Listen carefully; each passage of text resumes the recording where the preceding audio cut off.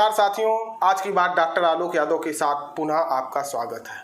मेरे ये वीडियो अपने साथियों तक पहुंचाने के लिए शेयर और फॉरवर्ड जरूर कीजिएगा और अपने साथियों से मेरे चैनल सच पे नज़र को सब्सक्राइब और फॉलो जरूर कीजिएगा। साथियों, आज एक मैं ऐसा मुद्दा उठाने जा रहा हूं जो अंत तक अंधभक्तों की आंख की पट्टी जो उनके लगातार पिछले 4, साढ़े 4, 5 सालों से पड़ी हुई है वो निश्चित रूप से हट जाएगी। तो उनकी पट्टी को हटने के लिए मेरा वीडियो लास्ट तक आप देखते रहिएगा।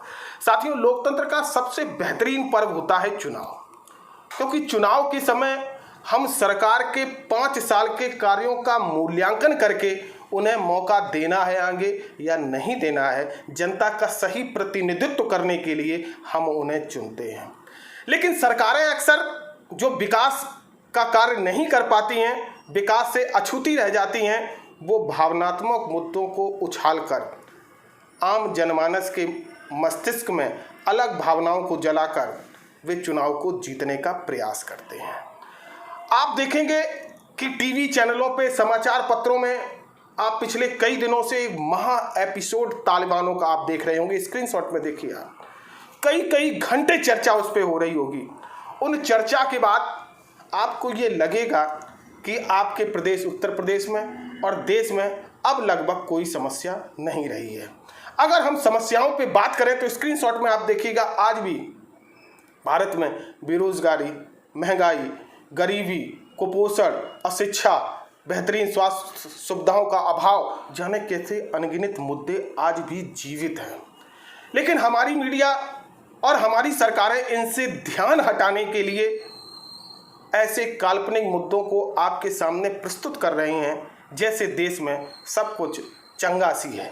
अगर आप देखें कि आज भावनात्मक मुद्दे आपके सामने क्या लाए जा रहे हैं, भारत पाकिस्तान, शमशान कब्रिस्तान, और इसके बाद हिंदू मुसलमान और उनकी विभिन्न जातियों में एक नया संघर्ष कराने का एक दौर, इस प्रकार के मुद्दे लाए जा रहे। कहीं किसी को अश्रुपूर्वक श्रद्धांजलि देने का बृहद प्रोग्राम लगाया जा रहा है। मैं आपसे और उनसे ये पूछना चाहता हूं कि जो सरकार इतने समय से काम कर रही है, वो विकास के मुद्दे पर आपसे बात क्यों नहीं करना चाहती? वो बेरोजगारी पे क्यों नहीं बात करना चाहती कि मैंने इतनी बेरोजगारी खत्म कर दी है? वो क्यों नहीं रोजगार पे बात करना चाहती? वो क्यों नहीं कृषि क्षेत्र में कितना उन्नयन किया है? इन मुद्दों पे आप बात क्यों नहीं करना चाहते? इसका मतलब सीधा है कि दाल में कुछ काला है। अब कितना काला है मैं आपको स्क्रीनशॉट के जरिए दिखाता हूं। ये है हिंदुस्तान का 8 सितंबर का 2021 का पेपर, जिसके फ्रंट पेज पे एक रिपोर्ट छपी है, आम आदमी बेहाल, कंपनियां मालामाल।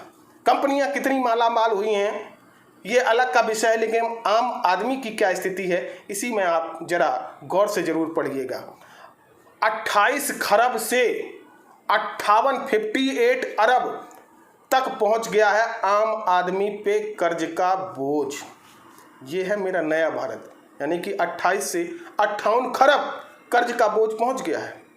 दूसरी रिपोर्ट इसी में छपी, देखिएगा, 15 लाख भारतीयों ने नौकरी गंवाई है सिर्फ अगस्त माह में, यानी पिछले माह में, जिनमें से 13 लाख लोग ग्रामीण क्षेत्रों में रहने वाले थे। चौथी एक महत्वपूर्ण रिपोर्ट है कि कम पैसे में काम करने को मजबूर हैं मजदूर और श्रमिक लोग, क्योंकि किसी भी क्षेत्र में काम का उन्नयन जब नहीं हो रहा होगा, मजदूर को पेट भरने के लिए कम पैसे में काम करने के लिए मजबूर किया जा रहा है। इन मुद्दों पे क्या आपने कोई डिबेट देखी है? शायद नहीं, ना आपको जानकारी भी होगी, ना आप ऐसी खबरों पे ध्यान रखना चाह रहे होंगे। आप इंडिया सैनिक या वंदे मातरम या और भावनात्मक नारे लगा के श्रद्धांजलि आप मनाते रहिएगा। दूसरी 11 नंबर पेज पे हिंदुस्तान के एक और रिपोर्ट छपी, आप जरूर देखिएगा स्क्रीनशॉट में। कृषि महिला श्रमिकों में बेरोजगारी बढ़ी है।